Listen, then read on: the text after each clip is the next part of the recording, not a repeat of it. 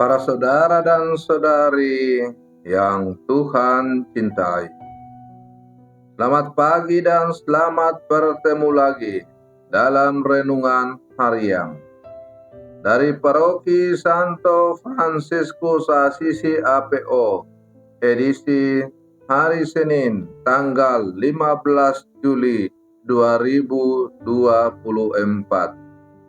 Hari ini Gereja Semesta memperingati peringatan wajib Santo Bonaventura, Uskup dan Pujangga Gereja.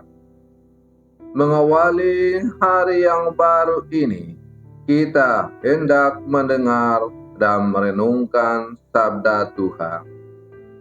Marilah sebelum kita mendengar dan merenungkan sabda Tuhan, kita berdoa.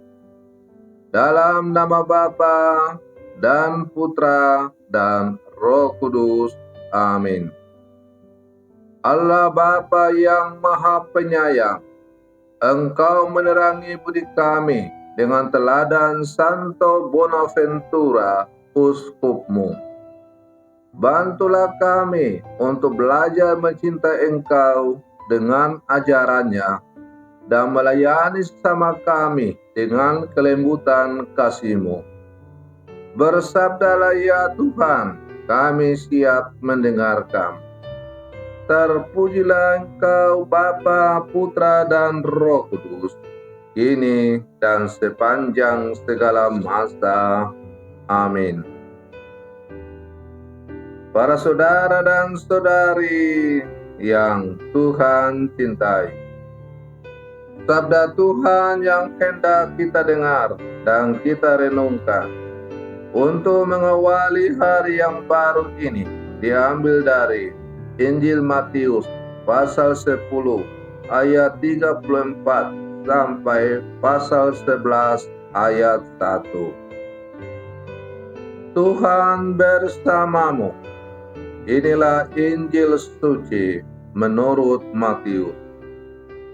Pada suatu hari, Yesus bersabda kepada ke-12 muridnya, "Jangan kalian menyangka bahwa aku datang untuk membuat damai di atas bumi.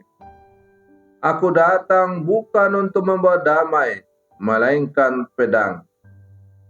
Sebab aku datang untuk memisahkan orang dari ayahnya, anak perempuan dari ibunya, menantu perempuan dari mertuanya, dan musuh orang ialah seisi rumahnya. Barang siapa mengasihi bapa atau ibunya lebih daripadaku, ia tidak layak bagiku. Dan barang siapa mengasihi putranya atau putrinya lebih daripadaku, ia tidak layak bagiku. Barang siapa tidak memikul salibnya dan mengikuti aku, ia tidak layak bagiku. Barang siapa mempertahankan nyawanya, ia akan kehilangan nyawanya. Dan barang siapa kehilangan nyawanya demi aku, ia akan memperolehnya kembali. Barang siapa menyambut kalian, ia menyambut aku. Dan barang siapa menyambut aku, ia menyambut Dia yang mengutus aku.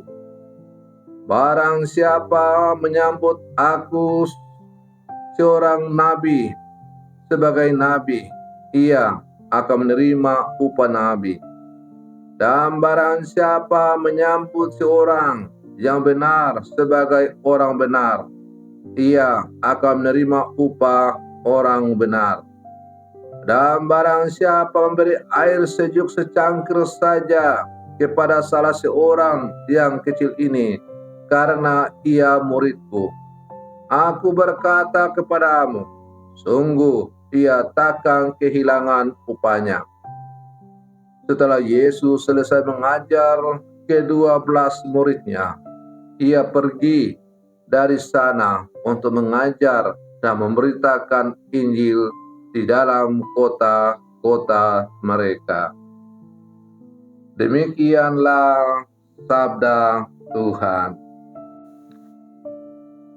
Para saudara dan saudari yang Tuhan cintai,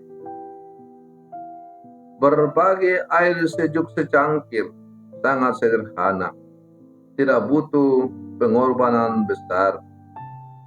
Namun tindakan itu sangat berarti bagi seseorang yang kepanasan dan haus.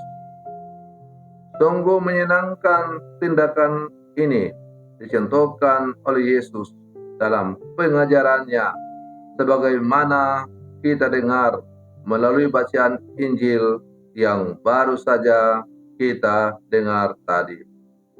Yesus berkata, "Siapa yang memberi air sejuk secangkir saja kepada salah seorang yang kecil ini, karena ia muridku, sesungguhnya aku berkata kepadamu, ia tidak akan kehilangan upahnya."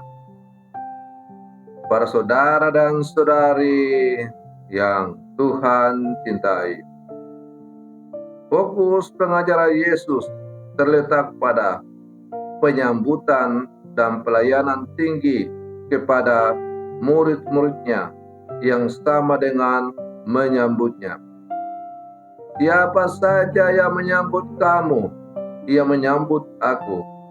Dan siapa saja yang menyambut aku, ia menyambut Dia yang mengutus aku. Betapa tinggi harga seorang pengikut Yesus. Terbesit pesan Yesus, yang kuperbuat bagi saudaraku, itu kau perbuat bagiku.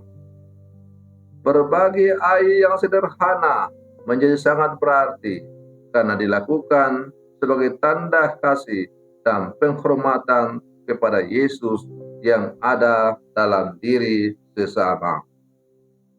Para saudara dan saudari yang Tuhan cintai, pengajaran Yesus ini meneguhkan sabda Tuhan dalam kitab Nabi Yesaya, sebagaimana kita dengar dalam bacaan yang pertama.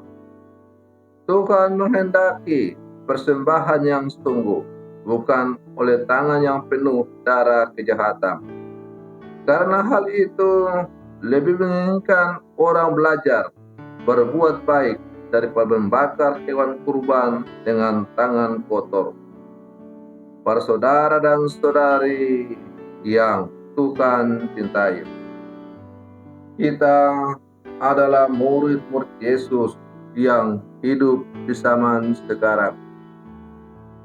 Menjadi pengikut Yesus berarti kita harus sungguh menjadi seorang murid yang radikal dalam seluruh kehidupan. Radikal berarti bukan menghina, melenyapkan orang lain, membinasakan orang lain, tetapi radikal sebagai murid Yesus adalah sungguh-sungguh menjalankan seluruh apa yang diajarkan oleh Yesus dengan konsekuen dan menjadikan Yesus sebagai satu-satunya tujuan tertinggi dalam kehidupan kita. Dengan menjadikan Yesus sebagai satu-satunya tujuan tertinggi dalam kehidupan kita, itu berarti kita akan melaksanakan segala apa yang Ia ajarkan dalam seluruh kehidupan kita. Puncak atau inti dari ajaran Yesus itu adalah hukum cinta kasih. Kasih kepada Allah dan kasih kepada sesama. Maka apabila seorang murid Yesus sungguh melaksanakan perintah kasih secara konsekuen, total dalam seluruh kehidupan ini, maka dapat dipastikan bahwa dunia ini akan dipenuhi dengan damai sejahtera, sukacita, kebahagiaan, persaudaraan yang sejati, dan tidak akan ada kejahatan di mana-mana. Kenapa? Karena orang hidup sungguh takut akan Tuhan dan saling mengasihi satu sama lain. Para saudara dan saudari yang Tuhan cintai. Apakah kita sebagai murid-murid Yesus sudah sungguh melaksanakan apa yang diajarkan oleh Tuhan? Maka mari kita berlangkah maju bersama sebagai murid-murid Yesus yang hidup zaman sekarang.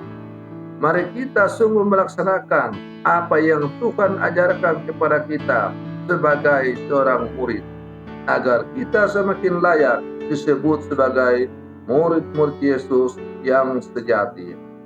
Selamat pagi, Tuhan Yesus memberkati.